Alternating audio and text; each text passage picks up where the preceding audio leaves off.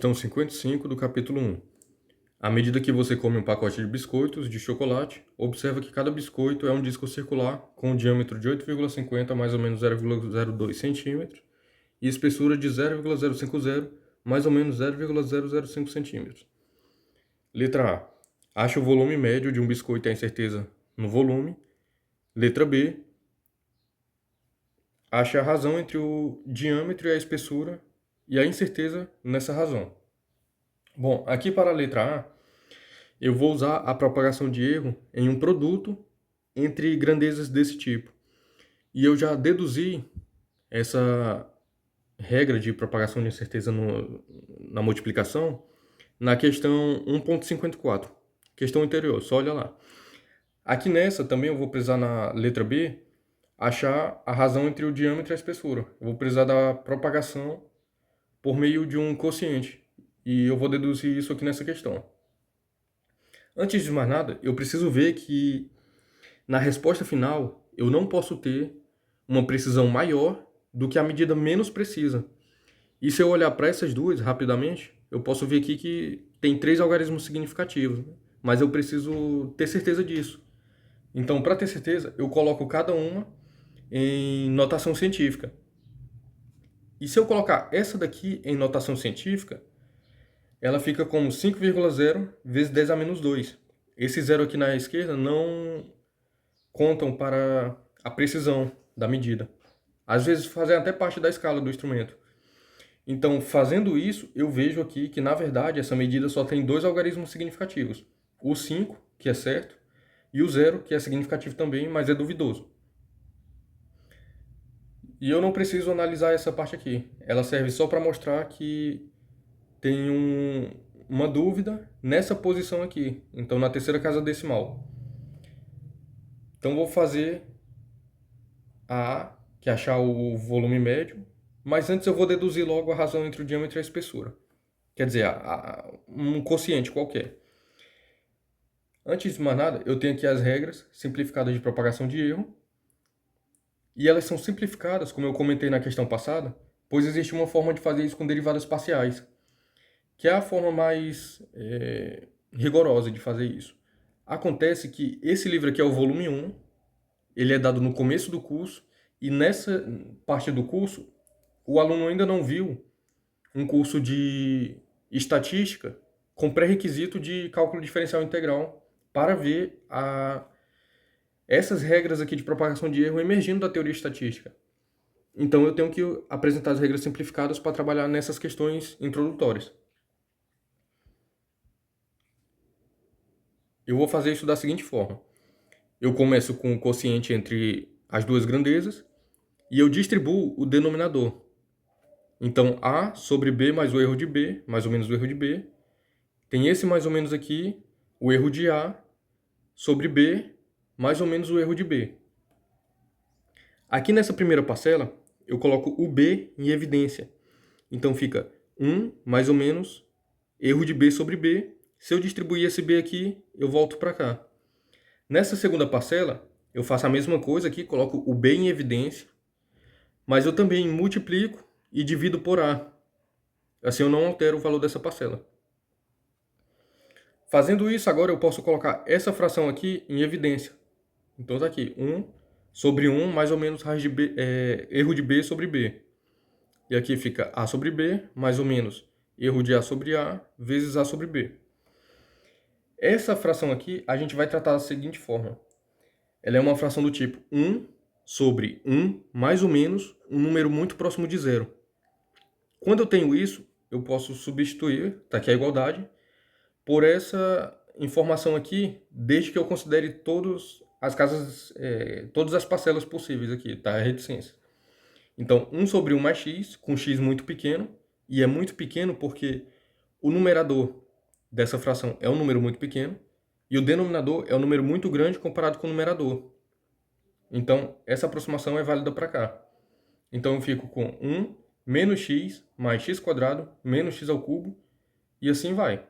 Acontece que esses outros termos aqui, como é alguma coisa muito pequena, elevado ao quadrado, ao cubo, e uma vai somando, outra vai subtraindo. Então, essa contribuição aqui, ela é desprezível, e o argumento físico para fazer isso é que qualquer alteração no resultado vindo desse tipo aqui de processo matemático fica além da precisão instrumental. Então, eu não tenho como usar um instrumento de medida para pegar informações e fazer um cálculo, e esse cálculo me dá um resultado mais preciso do que as medidas que eu forneci no início desse cálculo. Então, isso daqui vai alterar várias casas decimais depois da vírgula, e eu não posso levar isso em consideração, porque a minha resposta, como eu já fiz aqui, nesse caso, só vai ter 2 algarismos significativos, mas ainda que eu tivesse uma resposta com muitos outros algarismos significativos, como aqui eu estou deduzindo essa regra, é mais em geral, também valeria. Então, aqui está o argumento, para eu desprezar esses outros termos e aproximar essa fração apenas de 1 menos x. 1 menos a quantidade muito pequena aqui. Então, agora eu fico com A sobre B, que eu coloco em evidência aqui. Aí fica o que 1 mais ou menos o erro de A sobre A, aqui no parênteses. E agora eu substituo essa fração por 1 menos essa quantidade bem pequena aqui. Eu posso distribuir também esse sinal de menos, que ele não vai fazer nada, porque é mais ou menos. Ficaria menos ou mais, mesma coisa. Então agora eu faço o produto entre esses dois parênteses. E eu vou ter 1 erro de B sobre B, erro de A sobre A, e aqui eu vou ter um produto entre dois erros no numerador e um produto entre as duas medidas no denominador. Então o denominador novamente vai ser muito maior que o numerador. Também vou desprezar essa fração pelo mesmo motivo. A contribuição matemática dessa fração aqui está muito além da medida, da certeza da medida. Então eu não posso levar isso em consideração. Então fico com A sobre B vezes essas três parcelas. 1 mais ou menos o erro de A sobre A mais ou menos o erro de B sobre B. E agora eu distribuo A sobre B. Então vai ficar A sobre B mais ou menos. Eu deixo A sobre B indicado aqui multiplicando parênteses. O erro de A sobre A mais o erro de B sobre B. Dessa forma, eu chego nessa regra de divisão de grandezas. Da mesma forma que eu deduzi ali. Agora sim, eu já tenho a multiplicação que eu deduzi na questão anterior. Vou usar agora também essa regra de divisão. Vamos para a letra A. A letra A pede o volume médio de um biscoito e a incerteza no volume. Para eu calcular o volume, eu tenho o diâmetro e a espessura, eu preciso do raio. Então, o raio é a metade do diâmetro. Esse 2 aqui, ele tem precisão infinita. Quando aparece uma divisão desse tipo, em que eu quero 1/3 de alguma coisa, ou quero alguma coisa elevada ao quadrado, onde esse quadrado não foi proveniente de alguma medida, esses números que aparecem em equações assim, eles têm precisão infinita. Então aqui no caso, eu só vou usar a mesma precisão que essa medida aqui. Eu poderia usar mais ou menos, não menos, mas poderia usar mais, e se fosse outra medida com uma precisão menor, eu poderia usar menos. Agora eu faço uso dessa regra de divisão, que eu acabei de encontrar aqui. Então divido uma grandeza pela outra, e aqui divido uma grandeza pela outra, vezes os erros fracionários, que é o erro de A sobre A, o erro de B sobre B. Aqui eu vou ter o erro, esse erro aqui, o 0, sobre o 2, que dá 0. Então fico só com o erro do diâmetro sobre o diâmetro, que dá isso aqui. Quando eu faço esse produto, eu obtenho esse número. Mas eu tenho que apresentar o raio com 3 algarismos significativos, que é o que tem o diâmetro. Então, por isso que eu tenho que arredondar aqui, para que esse tipo de incerteza afete o último algarismo significativo. Por isso que eu fiz esses arredondamentos, aqui daqui para cá. E agora eu tenho o raio. De posse do raio e da espessura, eu posso calcular o volume. O volume é π, r ao quadrado. Esse 2 aqui tem precisão infinita. E aqui é a espessura. Então aqui tem todos os cálculos intermediários. Como eu comentei na questão anterior também, quando eu faço um cálculo intermediário, eu não preciso me preocupar com a precisão da medida, porque eu não vou fornecer nenhuma desses procedimentos intermediários como a resposta final. Eu só preciso me preocupar com isso na resposta final, então eu não vou arredondando passo a passo. Eu perderia muita informação assim, e também o custo computacional aqui é baixo, dá para fazer isso. Então eu vou manter sem arredondamento durante o procedimento e faço no final a consideração que eu tenho que fazer. Que no caso é, como eu usei aqui a espessura, é a que tem a menor precisão, eu tenho que entregar a resposta do volume só com dois algarismos significativos.